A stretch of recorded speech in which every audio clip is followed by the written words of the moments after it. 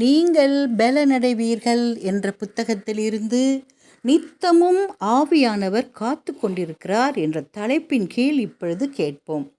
என் நாமத்தினாலே பிதா அனுப்பப் போகிற பரிசுத்த ஆவியாகிய தேற்றரவாளனே எல்லாவற்றையும் உங்களுக்கு போதித்து நான் உங்களுக்கு சொன்ன எல்லாவற்றையும் உங்களுக்கு நினைப்பூட்டுவார். யோவான் 14:26. மனித இருதயத்தின் மீது தமது ஊழிய பணியை செய்வதற்கு பரிசுத்த ஆவியானவர் எப்போதும் காத்து கொண்டிருக்கிறார். கற்றுக்கொள்ள வாஞ்சியுள்ளவர்கள் தங்களை தேவனுடன் கூட ஒரு நெருங்கிய தொடர்பில் வைத்து கொள்ள முடியும். மேலும் தேற்றரவாளன் சகலத்தையும் அவர்களுக்கு போதித்து அவர்களுடைய நினைவுக்கு கொண்டு வருவார் என்ற வாக்குத்தத்தத்துடன் சேர்த்து கிறிஸ்து பூமியில் இருந்தபோது தமது சீசர்களிடம் கூறியிருந்த அனைத்தும் நிறைவேற்றப்படும். ஆனால் தேவனிடமிருந்து பிரிந்து சென்றால் நாம் ஒருபோதும் கிறிஸ்துவின் பள்ளியில் மாணவர்களாக இருக்க முடியாது. பின்னர் கிறிஸ்து யாருக்காக மரித்தாரோ அந்த ஆத்துமாக்களுக்கான ஒரு விசேஷித்த பாரத்தை நம்மால் உணர முடியாது.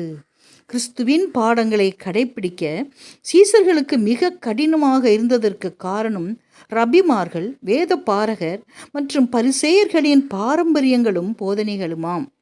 தேவனுடைய குரலாக மதிக்கும்படி அவர்கள் பெற்றிருந்த கல்வியானது அவர்களுடைய மனங்கள் மீது வல்லமையை பெற்று கருத்துக்களை வடிவமைத்து இருந்தது. மனிதர்களுடைய கருத்துக்கள் மற்றும் கட்டளைகளின் செல்வாக்கில் இருந்து அவர்கள் விடுவிக்கப்படும் வரை ஜீவனுள்ள பிரகாசிக்கும் ஒளியாக அவர்களால் இருக்க முடியவில்லை. மேலும் கிறிஸ்துவின் வார்த்தைகள் விலையேற பெற்ற இரத்தினங்களாக பாராட்டப்பட வேண்டிய, நேசிக்கப்பட வேண்டிய மற்றும் செயல்படுத்தப்பட வேண்டிய தத்துவமான சத்தியங்களாக அவர்களுடைய மனங்கள் மற்றும் இருதயங்கள் மீது ஆழமாக பதிய வைக்கப்பட்டன. அவர்களுக்கு கையளிக்கப்பட்ட விலையேற பெற்ற பொக்கிஷங்களில் அவரை போல நாம் வாழ்வதற்கான மாதிரியை கொடுப்பதற்காகவே இயேசு சுவாமி இந்த உலகத்திற்கு வந்து பரிசுத்த வாழ்க்கையை வாழ்ந்து பின் மரித்தார்.